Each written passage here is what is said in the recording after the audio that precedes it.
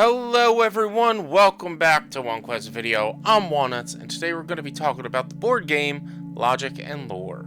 Logic and Lore is a deduction-style two-player puzzle card game where players compete to align their cards from 1 to 9 without seeing their own cards. This game's basic play mode has players showing their cards to their opponent and asking a set of questions to align their cards before their opponent does.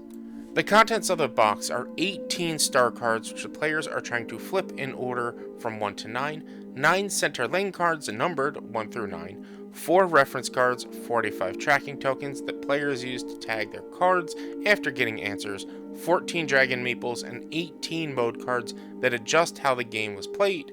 Now this is our first time playing, so we did keep it with the base game known as Starlight.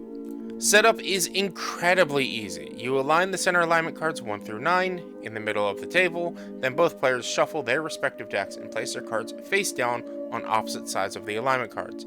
Then set up the tracking tokens on the side of the table so both players can reach them. There you have it! The Starlight is set up and you are ready to play. On a player's turn, they have several actions they can do. First, move the heavens, which allows the player to rearrange their own cards and align the stars, which allows the players to make a Hail Mary move to reveal all their cards and either win and lose right there. Both of these starting moves are optional. I know that one doesn't go there, so I'm just going to do that as well while we're here. Just because, why the fuck not? Just move everything. Fucking YOLO, bro! Exactly. After deciding whether to take the starting optional moves or not, the player then performs Choose Focus, which they pick 2 cards and show their opponent. They then Search the Sky, which is asking questions in a specific order. Once they receive an affirmative to the question, that phase ends. The questions are alignment, or are they aligned to the center, and which one? Neighbors, or are they next to each other in sequence? Symmetry, or do they add up to 10? And lastly, greatness, or which card is greater. So as soon as the player learns that a card is symmetrical or neighbors, they cannot ask any further questions on that pair of cards. If one or more cards are aligned, the player flips the aligned card or cards in the pair. No further questions can be asked of an aligned card that has been flipped.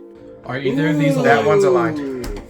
Fuck yeah, bro. Yeah, I'm back. So that's the end of your questions. Yep. So unfortunately I can't give you any more, but you Clutch, got bro. one. You got one. After the player is finished asking their questions with Searching the Sky, the active player gets one last chance to move the heavens and rearrange their cards before turning over their opponent's turn. It is very important that there is no lying in this game. Lying is cheating. You are not allowed to lie, you must tell the truth. The center alignment cards have 2 sides, one with questions and one without. For all additional play modes, you flip the alignment cards to the questions side, and depending on the mode in question, the player can ask questions in any order as long as the next question is greater than the previous, or if they have a dragon meeple on the card. We have not played the additional modes yet, so I can't fully speak on them, but it feels the deduction needed to align the cards and the strategy for picking questions becomes more difficult.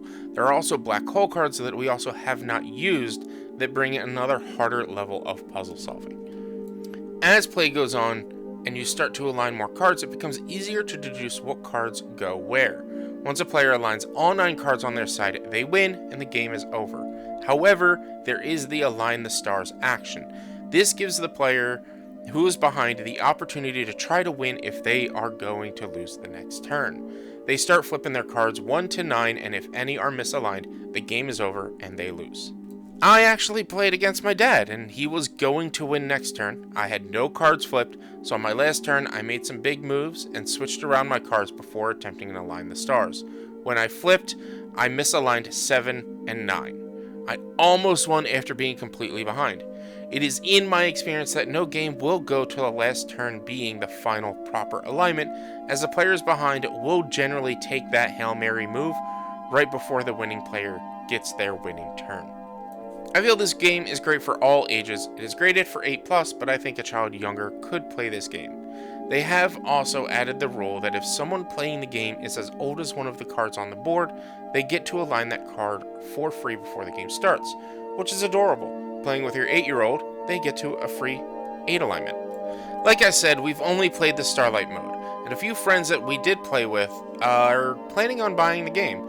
I personally plan on bringing it to more game nights with them to attempt some of the harder and more alternative game modes. The game box and components are very travel friendly and do not take up too much space, so this is great for all sorts of settings, either one-on-one or a party game night. Overall, I feel this is an incredibly fun game that, although is competitive, is still completely friendly and great for all audience and levels of board game experience. The quality of the card stock, the tokens, the meeples make the game well worth it. The art and hollow foil make each card stand out and are totally stunning. If you enjoy this level of puzzle solving and deduction, please look out for Logic and Lore at your friendly local game store or at the next convention. You can go online, however, at the time of recording on Weird Giraffe Games website. The first print has been sold out, and second edition as well as the expansion will be coming soon, so you can get added to a mailing list for that. That's it for me here, though. If you want to see my full play session of us playing Logic and Lore, come on over to my channel where you'll get to see a Let's Play style vlog type thing for it. Otherwise, I think that's a show. If you'd like to see more of our content and everything else, check us out on facebook.com/OneQuestOnline, on Instagram and Threads at @one_quest, and Blue Sky at one-quest.com. And of course, like always, be sure to listen to PodQuest on Thursdays every week, where all podcasts are available. See you all next time.